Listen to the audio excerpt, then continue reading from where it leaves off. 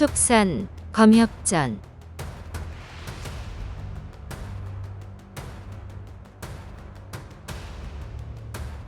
63화 규화역 어신동. 늦은 밤까지 연애를 베풀며 규화역의 내력을 이야기하고 동굴길 너머의 적정을 살피며 쌍방의 어신동을 경계하네.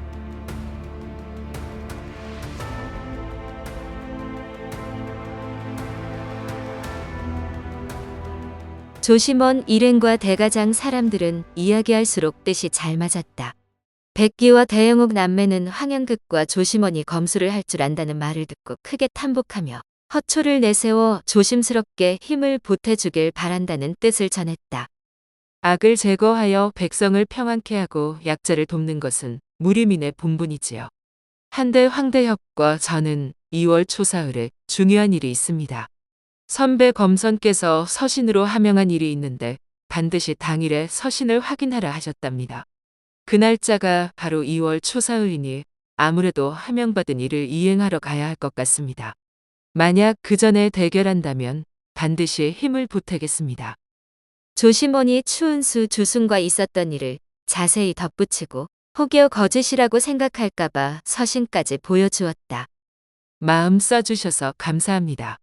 문보은이 죽었으니 나군은 분명 약조한 날짜를 지키지 않을 겁니다. 두 분이 중요한 일이 있다고 하시니 더는 말씀드리지 않겠습니다. 어쨌거나 이렇게 만난 것도 인연이 아니겠습니까? 초사흘까지 아직 많이 남았고 마을에 지내실 만한 집도 많습니다. 이곳 풍경이 악록산 못지않으니 괜찮다면 당분간 저희와 함께 지내면 어떻습니까?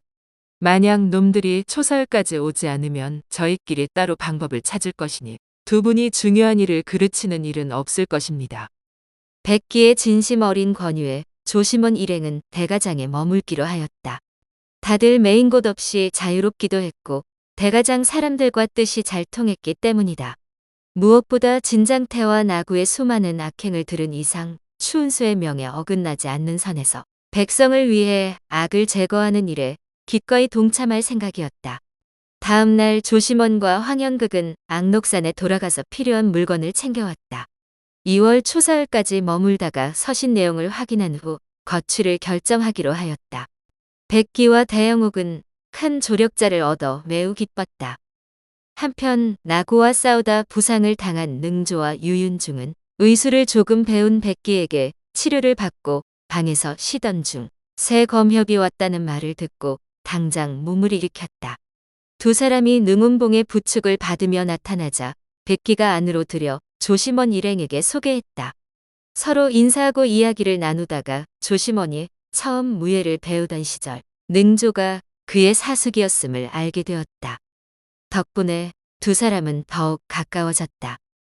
짐을 챙겨온 조심원과 황현극은 2월 초사흘까지 머물기로 했지만 허월은 사부를 만나러 삼유동으로 떠나기 전에 집안일을 마무리해야 하기에 정월보름까지만 머물겠다고 하였다. 허월의 의지가 워낙 확고했기에 백기는 일단 그의 뜻을 받아들이고 정월보름에 다시 이야기해 보기로 하였다. 섣달 금음밤 대영옥이 큰 연회를 베풀어 세 사람을 대접했다. 그날 주점에서 놈들이 대가장이라고 말하는 것을 허대협이 분명히 들었는데 이틀이 지나도록 아무 조짐이 없군요. 혹시 다른 꽁꽁이가 있을지 모르니 절대 방심해서는 안 되겠습니다. 황현극의 말에 모두 정신이 번쩍 들자 대영옥이 조금 더 말을 보탰다. 한 가지 말씀드릴 것이 있는데 황대협 아니었으면 깜빡 잊을 뻔했네요. 이곳 골짜기를 규화역이라 부르는데 우리 대가장 말고 여가장이라는 집성촌이 하나 더 있습니다. 몇 해 전 폭우로 산사태가 나면서 산봉우리 하나가 무너졌고 그때 유실된 토사와 돌이 골짜기로 쏟아져 두 마을을 연결하는 길이 막혀버렸습니다. 원래 깎아지른 절벽 사이에 어신동이라는 동굴길이 있었거든요. 겨우 한 사람 드나들 만큼 좁은 동굴이지만 그 길이 완전히 막혀버렸으니 여가장에 가려면 가파른 산봉우리 2개를 빙빙 돌아가야 하지요. 사실 두 마을이 가깝긴 한데 썩 좋은 사이는 아니라 왕래를 안 해도 그만이었어요. 이듬해 반란에 실패하고 도적대로 변한 오삼계 수하들이 여가장에 난입해 무자비하게 사람을 죽이고 재물을 모조리 약탈해갔다. 여가장의 순환은 이뿐만이 아니었다. 여가장은 산사태가 난 이후로 해마다 물난리를 겪었다. 수확철이면 어김없이 홍수가 휩쓸고 지나가는 탓에 늘 마음을 졸이다가 풍수가를 찾아갔다. 풍수가는 여가장의 용맥이 끊겼으니 그 자리를 떠나는 수밖에 없다고 말했다. 계속 머물다가는 아무도 살아남지 못할 것이라고도 하였다. 여가장 사람들은 풍수를 맹신하는 데다 수년째 홍수를 겪은 후라 도저히 못 살겠다며 북은 산기슭으로 보금자리를 옮겼다. 이미 일궈놓은 마을 경작지는 옮길 수도 없고 놀리기도 아까워 봄에 파죽만 해두고 작황은 하늘의 뜻에 맡겼다. 보금자리를 옮긴 그 해 놀랍게도 물난리가 나지 않고 풍년이 들었다. 하지만 다시 돌아가면 며칠 지나지 않아 바로 물난리가 났다. 결국 여가장 사람들은 산기슭 터전에서 생활하며 원래 마을 경작지에 농사를 지었다. 높은 지대에 위치한 두 집의 사람만 남아서 경작지를 지키고 나머지 사람들은 농번기에만 왔다 갔다 하였다. 매우 번거로웠지만 비옥한 경작지를 놀리기 아까웠다. 그렇다고 팔아치울 수도 없었다. 여가장 사람들은 그 후에도 종종 풍수가에게 조언을 구하고는 하였는데 그들이 하는 말은 대체로 비슷했다. 특히 산봉우리가 무너지기 전까지는 산의 기운이 여가장과 대가장 두 마을에 균일하게 흘렀으나 산사태 이후 모든 흐름이 대가장에 몰렸다는 말이 빠지지 않았다. 그래서 여가장이 경작은 가능하나 사람은 살 수 없는 땅이 되었다는 것이다. 산봉우리가 자연적으로 무너진 것이지 우리와 무슨 상관이랍니까? 한데 여가장 사람들은 이것 때문에 우리를 무척 원망하며 호시탐탐 노리고 있답니다. 우리가 단단히 방비하고 있어 어쩌지 못하는 것뿐이지요. 여가장의 새 정착지는 기존 마을에서 오리남짓으로 가까운 편이고 이주한 지 몇 년 안 되어 기존 마을에 아직 멀쩡한 집이 절반 이상입니다. 진장태와 나구가 우리 마을을 직접 공격하기 힘들다고 판단해 여가장 사람들을 꼬드겨 옛날 집을 빌렸을지 몰라요. 만약 연말에 방비가 느슨해진 틈을 타 어신동 길을 뚫고 절벽에 숨었다가 덮칠 계획을 세웠다면 정말 큰일입니다. 대영욱의 말이 끝나자 백기가 바로 맞장구를 쳤다. 옳은 말이네.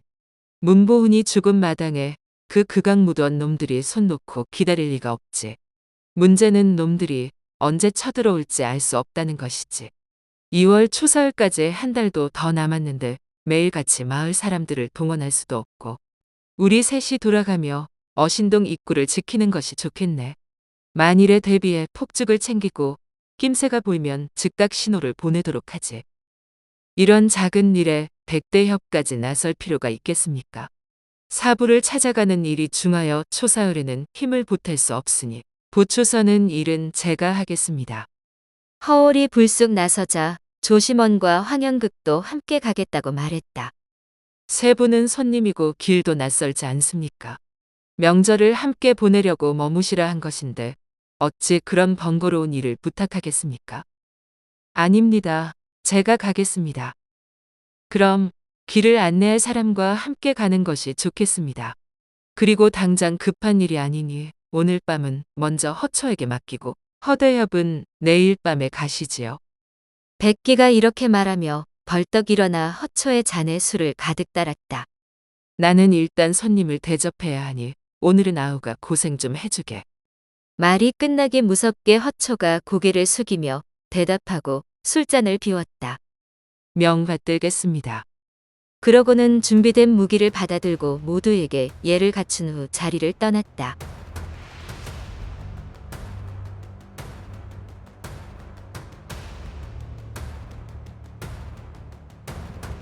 다음 화에서 이어집니다.